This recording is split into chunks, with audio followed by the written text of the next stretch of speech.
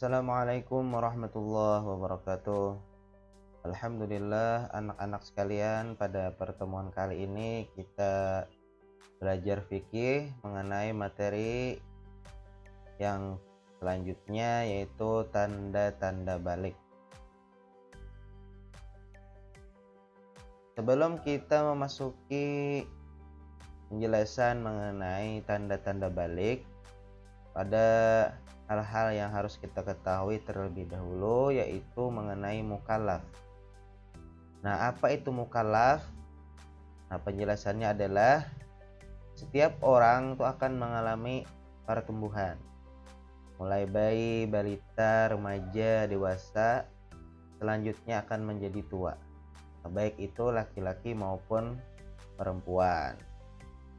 Nah, di dalam Islam itu diatur kapan seseorang itu mulai melaksanakan kewajiban-kewajiban yang sudah ditetapkan oleh agama Islam.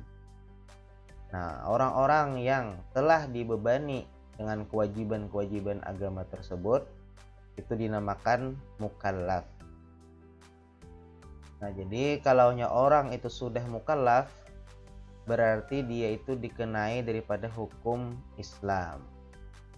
Nah, kalaunya dia melaksanakan kewajiban, maka dia akan mendapatkan pahala. Kalaunya tidak melaksanakan kewajiban, akan berdosa.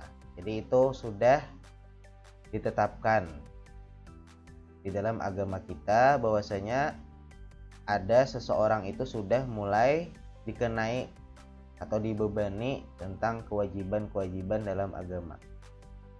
Nah, adapun syarat-syarat daripada mukallaf tersebut antara lain adalah yang pertama itu balik. Nah, jadi balik, kalau orang itu sudah balik, maka dia itu bisa disebut sebagai mukallaf.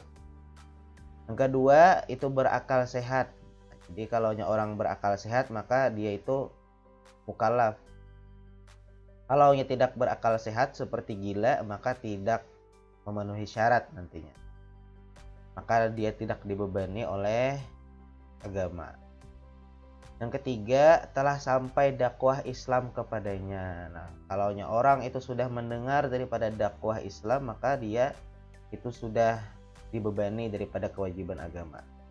Nah, kalau orang misalkan tinggal di hutan, nah, tidak pernah mendengar daripada agama Islam, tidak pernah sampai dakwah ke sana, tidak tahu sama sekali, maka dia tidak dibebani oleh kewajiban agama. Kemudian yang keempat, tidak buta dan tuli sekaligus. Nah, jadi kalaunya orang itu buta sekaligus tuli, maka dia itu tidak dibebani oleh kewajiban agama. Nah, jadi itu adalah syarat-syarat daripada seseorang itu dikatakan sebagai mukallaf. Selanjutnya di dalam hadis disebutkan juga seseorang yang dibebani oleh kewajiban agama. An Ali bin Abi Thalib radhiyallahu an, anna Nabiy sallallahu alaihi wasallam qala, rufi'al qalamu an thalathah, anin naimi hatta yastayqiz, wa anis sabiyyi hatta yahtalim, wa anil majnuni hatta ya'qil. Artinya dari Ali bin Abi Thalib radhiyallahu an, sesungguhnya Rasulullah sallallahu alaihi wasallam bersabda, telah diangkat pena dari 3 golongan. Dari orang tidur hingga ia bangun, dari anak kecil hingga ia ihtilam, mimpi basah, dan dari orang gila sampai ia berakal. Hadis riwayat At-Tirmidzi.